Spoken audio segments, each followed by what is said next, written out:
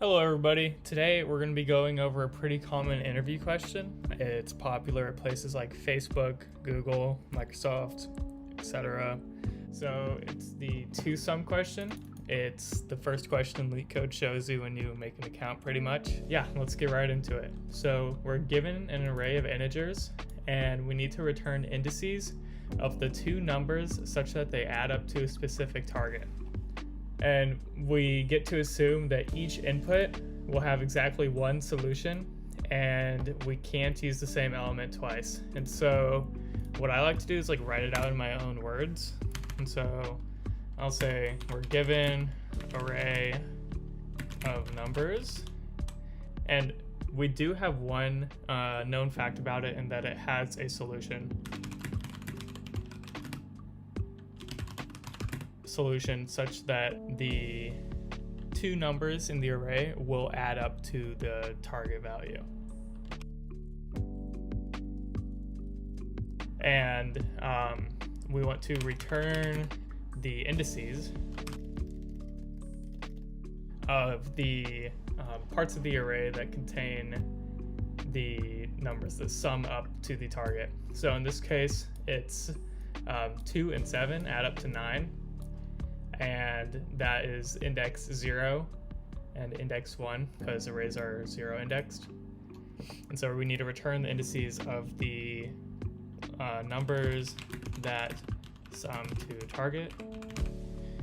And we don't get to assume that the array is sorted, even though in this case it is. That's something that you could ask the interviewer. They always like to hear questions like that. It shows that you're thinking. But in this case, we don't get to make that assumption. And so what people might be tempted to do is to say, okay, well, like a brute force way to do it is to say for every number in the array, and then for all the numbers past this current number, we need to check, does this outer number match up to the inner number? And I'll explain this in a sec. And if they do, we need to return the indices. So basically what the strategy would be is to start at 2, and then this inner for loop would go through 7, 11, 15. And first it would go to 7 and it would check the sum, and they do add up to 9. And so we'd return 0 and 1.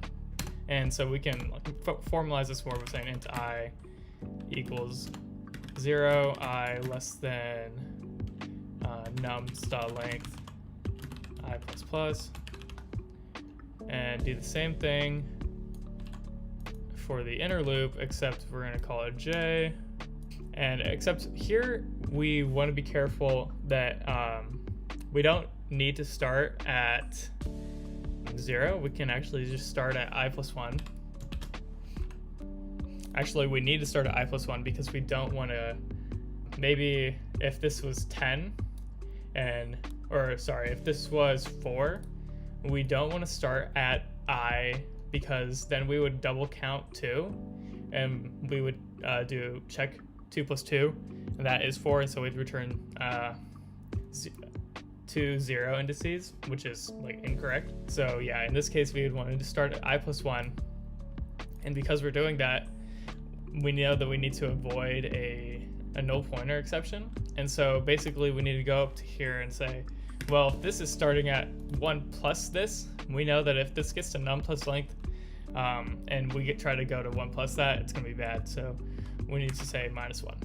And then we can formalize this or turn it into code by saying if it's nums of I plus nums of j, if this equals target, then what we want to do is we just want to return the indices.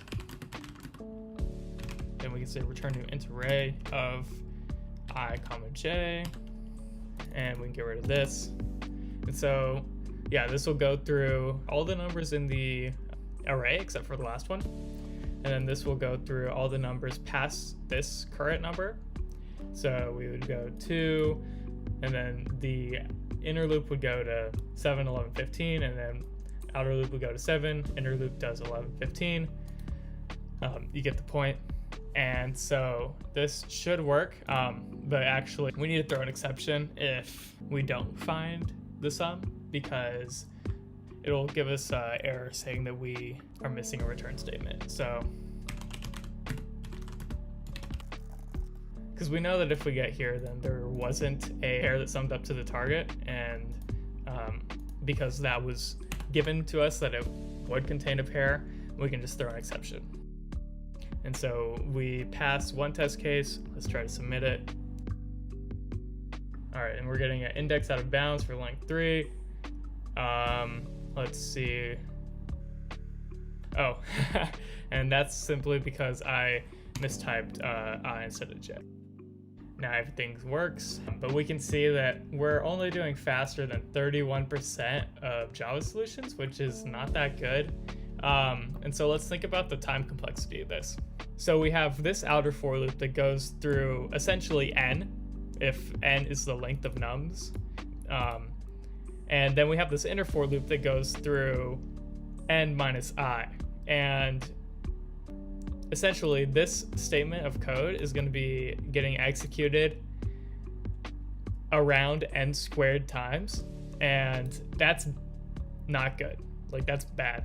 We want to try to have an algorithm that scales in something less than n squared time, because that's bad, because if the size of the array is 10, it's all right because this gets executed around 100 times, but if the size of the array is 100, yeah, it's 100 squared, which is bad. So let's try to think of a more efficient way to do this.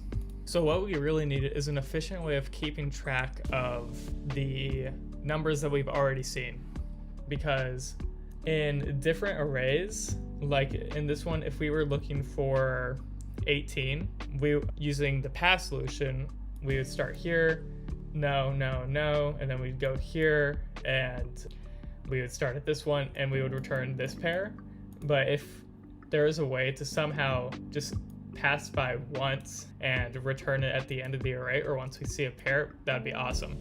And we can actually accomplish this by using something called a hash map. It's going to be a map from integers to integers, and we'll call it, I'll just call it scene. I'll say new hash map. All right, and so essentially in this map, we're going to keep track of the numbers that we've seen and their index, because basically when we call this map, we're going to be seeing if we have a number that we're looking for, and if we do, we're going to not return that number, but its index. I'll explain it more in a second, but basically we're going to say int I equals 0, I less than nums.length, I plus plus. And for each iteration of this loop, we're essentially just going to make a new variable called what we want. And it's going to be target minus nums of I. And so now that we know what we want, we can search the map for it.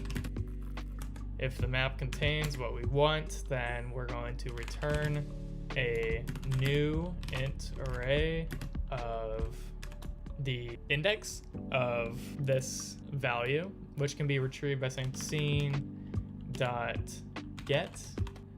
what we want. And that'll give us the index.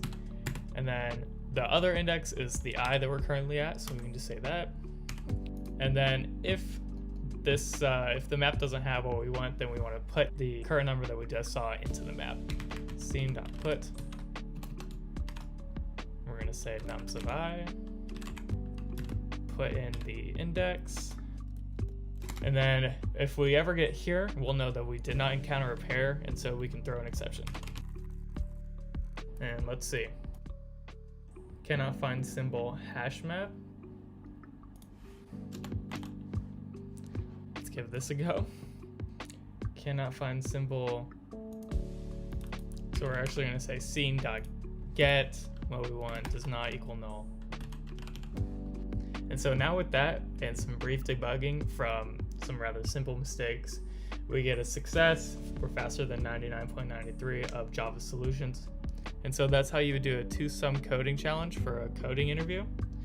I hope you learned. If you have any questions about this process, feel free to leave a comment. And as always, have a good day.